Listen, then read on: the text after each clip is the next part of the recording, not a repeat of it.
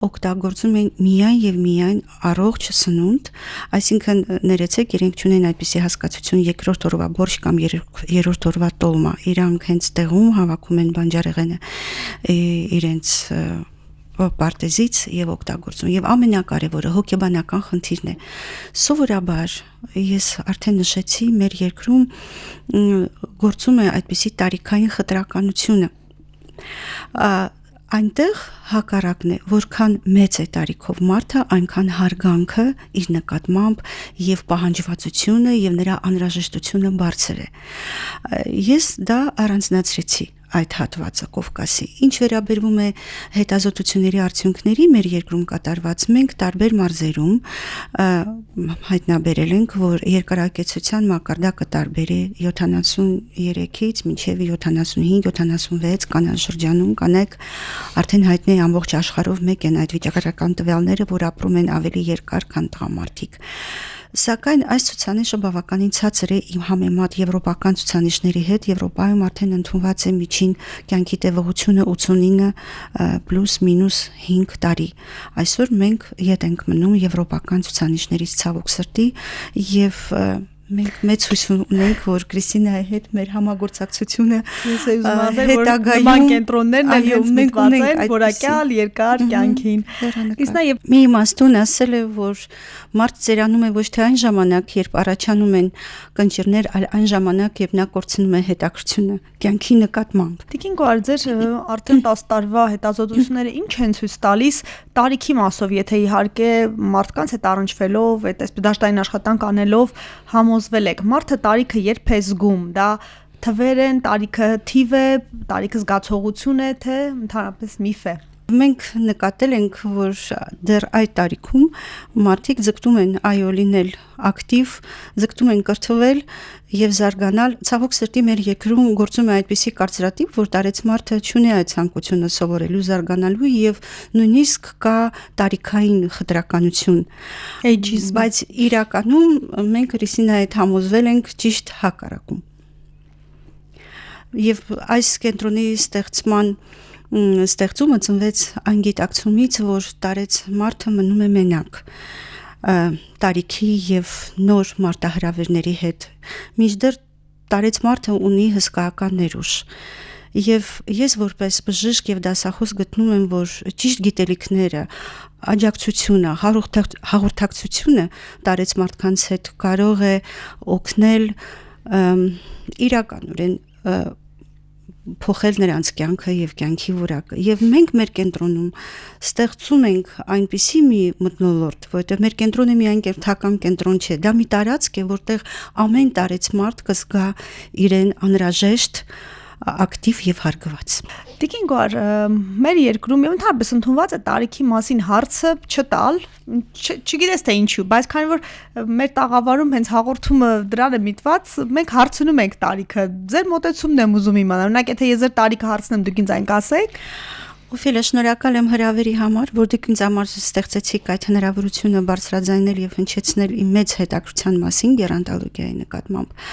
Սակայն եթե ցանկանում եք, որպեսզի մեր հարաբերությունները լինեն երկարատև, թույլ տվեք այդ հարցին չպատասխանել։ Ինչու չեք պատասխանում, Տիկին Գոհար, թաքցնելու բանն է, թե անհամապատասխանությունը հոգեկան վիճակի ներաշխարհին, հետաքրքիր է իմանալ։ Դա շատ անձնական է, թույլ տվեք լռել։ Ոչ, դուք արդեն ասացիք, որպեսզի մնանք բարեկամներ։ Այո։ Հետաքրքիր է, որ այս տաղավարում մարդիկ շատ բազմազան պատասխաններ են տալիս այդ հարցին։ Եղել են 80 անց մարդիկ, որ ասել են ես ինձ զգում եմ 20, եղել են մարդիկ, որ ասել են ամբողջ պատճառը այդ անձնագիրն ու հայ լինեն, չլինեն դրանք ընդհանրապես մենք չենք էլ հիշի։ Հետաքրքիր ֆենոմեն է։ Կտակ ես ձեր հարցին մի փոքր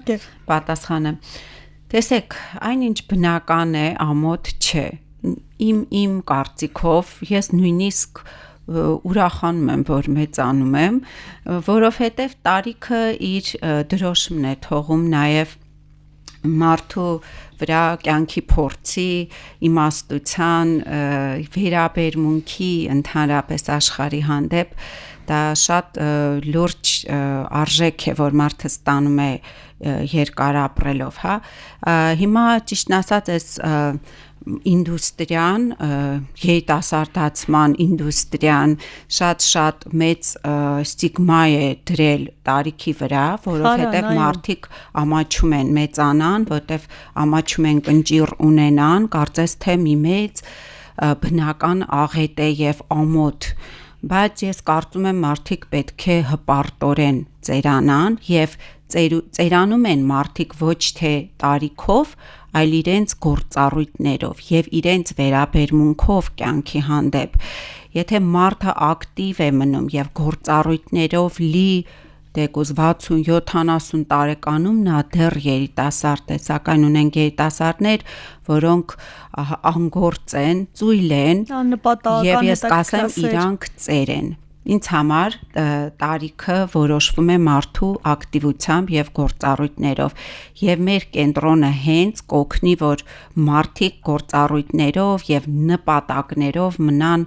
երիտասարդ ողջ կյանքի ընթացքում։ Միջին սերունդը, այսինքն զավակները գնում են գործի, թորները գնում են իրենց գործերով եւ 60-70 տարեկան մեր հայրենակիցները չունեն ոչինչ անելու։ Արդյոք կկարողանան ձեզ մոտ գալով այդ բացը իրենց կյանքում նորից սովորելու լրացնեն։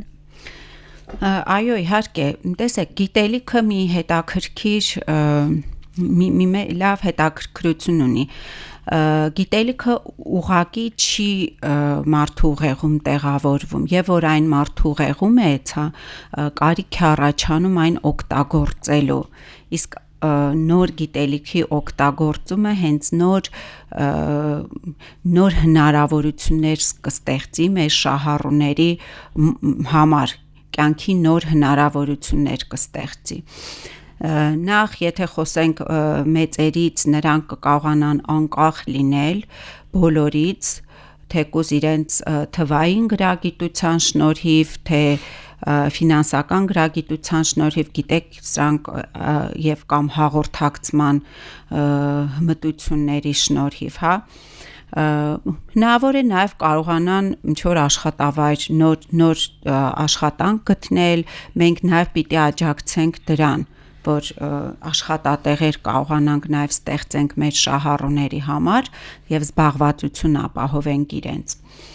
Իսկ ավելի երիտասարդների համար դարձյալ նոր աշխատանք ձեռք բերելու հնարավորություն է, ինչպես նաև, ինչպես ասեցի, կյանքը ավելի բարեկեցիկ կառուցելու հնարավորություն։ Իսկապես, Տիկին Գար, դուք երիտասարդացման ինչ բանաձևեր եք կիրառում, այն իմաստով, որ ինչպես եք ձեզ պահում ժամանակակից, ինչպես եք ուղեղի զարգացումը, լեզու սովորելով, կարդալով, ինչ եղանակով եք դուք ինքներդ, ինչ մեթոդներ եք կիրառում, որ կարող եք մեզ էլ հուշել։ Եվ ունկնդիրներին։ Թույլ տվեք չարաշահել մի փոքր ինձ ժամանակը եւ պատասխանել հնդկական լեգենդով։ Մի կին տանում է իր որդուն իմաստունու մոտ եւ ասում է՝ ասա իրեն, որպեսի շոկոլադ չուտի։ Իմաստունը ասում է՝ բերեք 3 ամիս հետո։ 3 ամիս անց կինը բերում է որդուն իմաստունու մոտ։ Իմաստունը ասում է՝ մի կեր շոկոլադ։ Կինը զարմանում է, ասում է՝ ո՞րն էր պատճառը, որ մենք 3 ամիս անց եկանք։ Ասում է՝ ես 3 ամիս չէի ուտում շոկոլադ։